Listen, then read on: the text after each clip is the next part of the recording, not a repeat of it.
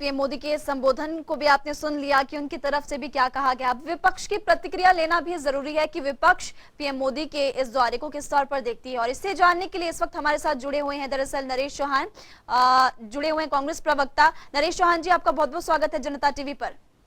धन्यवाद जी। जी, प्रधानमंत्री नरेंद्र मोदी आज रिज मैदान शिमला में आए और उनकी तरफ से यहाँ पर कहा गया कि हिमाचल मेरा दूसरा घर है, मेरे दिल के बहुत करीब है।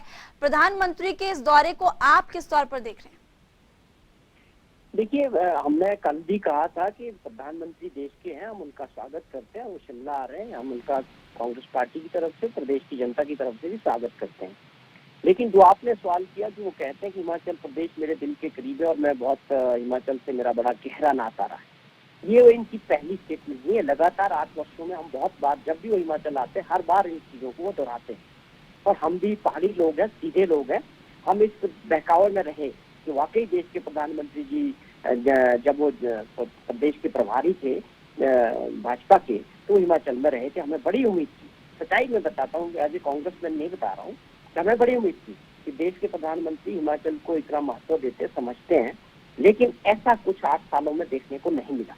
वो भी तब जब उन्होंने कुछ बातें खुद इन 8 सालों के दौरान जब भी प्रदेश में आए कि भाई बागवानों को लेके, टूरिज्म को लेके बहुत बड़ी बड़ी उम्मीदें जो है प्रदेश के लोगों की जागी थी, लेकिन आज वो सारी तरह की धरी रह गई। लेकिन नरेश चौहान जी मैं आपको यहीं पर रोकूंगी। रिज मैदान पर एक महिला जुड़ी हुई थी, सिरमौर के नाहन से शायद वो आई थी, और उनकी तरफ से जो योजना सरकार की तरफ से चलाई गई, आभार उन्होंने व्यक्त किया और कहा कि मेरे जैसी और भी महिलाएं हैं और भी लोग हैं जिनको सरकारी योजनाओं का लाभ मिल रहा है। ये सारा मैडम मैनेज्ड होता है, इसके पीछे पूरा सरकारी तंत्र काम करता है।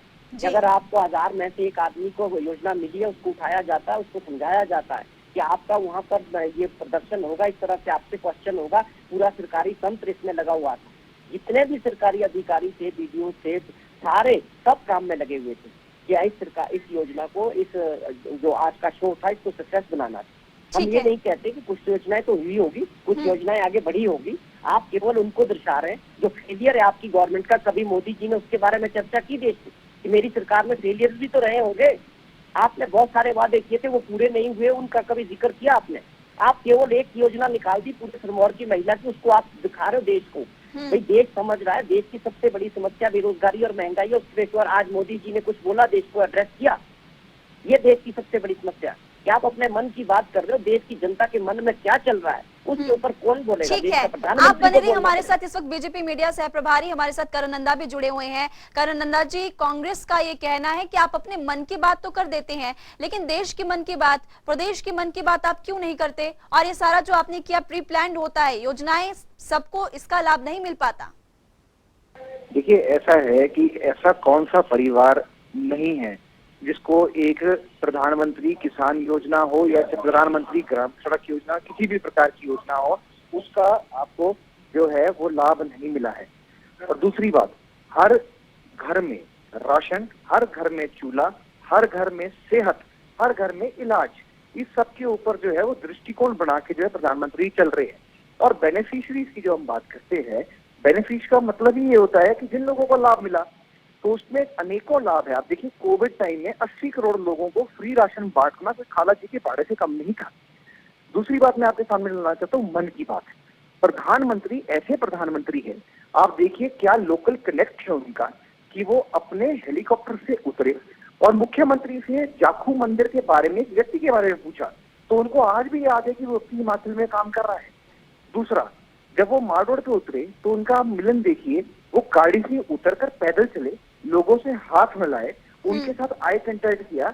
आप बता रहे लोगों के साथ जब आई कांटेक्ट करते हैं तो कितना बड़ी बात है, और इसका मन की बात जानने वाले से कोई क्या काम है?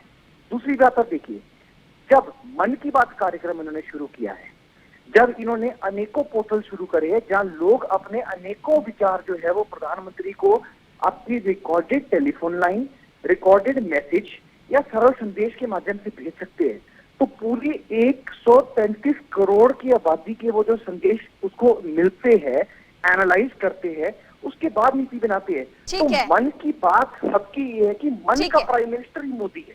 जी, आपका शुक्रिया बातचीत करने के लिए। नरेश चौहान जी, आप हमारे साथ बने रहिए। तो देखिए, करनंदा की तरफ से कहा गया है कि ये प्री प्लान्ड नहीं होता और प्रधानमंत्री जमीन से जुड़े हुए इंसान हैं। आपने भी सुना, उनकी तरफ से कहा जा रहा है कि वो लोगों से खुद मिलते हैं। देखिए, देश की जनता के प्रधानमंत्री या देश की जनता से नहीं मिलेंगे तो क्या अमेरिका वालों से मिलेंगे? पहली बात, आप मन की बात जनता के लिए बनते, चुने हुए लोग चाहे कोई भी हो, वो जनता के मन की बात के लिए पूरा करने के लिए चुने जाते हैं। आप अपने मन की बात कितनी और आगे बढ़ाओगे, वो सही है, लेकिन जनता क्या चाहती है, देश की जनता की मुसीबतें क्या है, क्या आपको उससे आज आपने एड्रेस किया? जो आज देश के अंदर महंगाई एक बहुत बड़ी समस्या के रूप में देश की जनता के सामने, क्या प्रधानमंत्री जी ने कुछ बात कही कि हम इसके बारे में सोच रहे हैं, हमारा कोई रोड मैप तैयार कर रहे हैं कि किस तरह से मैकेनिज्म होगा कि देश की जनता को महंगाई और बेरोजगारी से हम राहत दिलाएंगे? आप अपनी बात कहते हो, क्या देश की जनता की सारी बातें, सारी समस्याएं खत्म हो चुकी है तो आप उसको टच नहीं करते? क्या आपकी सरकार में 8 साल में फेलियर नहीं रहा होगा, आप उसकी बात नहीं करते हो? तो ये बड़ा दुर्भाग्य है लोकतंत्र में कि जो लोगों की सबसे बड़ी समस्या होती है और चुने हुए लोग, चाहे प्रधानमंत्री हो, चाहे मंत्री हो, चाहे चीफ मिनिस्टर हो, अगर उसको एड्रेस नहीं करते हैं तो ये बड़ा दुर्भाग्य है उस देश का। जी, आपने ठीक है। कुछ योजनाएं अपनी जो सक्सेस हुई उसके जी। बारे में गुणगान किया सरकारी खर्चे पे, और 8 साल का सेलिब्रेशन है, होता था 5 साल का। चलो, आप ये इलेक्शन ईयर है हिमाचल प्रदेश में, आपका सीधा ध्येय रहता है हर वक्त कि हम सरकार कैसे बना सकते हैं, लोगों को मूर्ख बना। ठीक है, वही काम आज भी हुआ है। जी। चलिए, शुक्रिया आपका जनता टीवी के साथ बातचीत करने के लिए।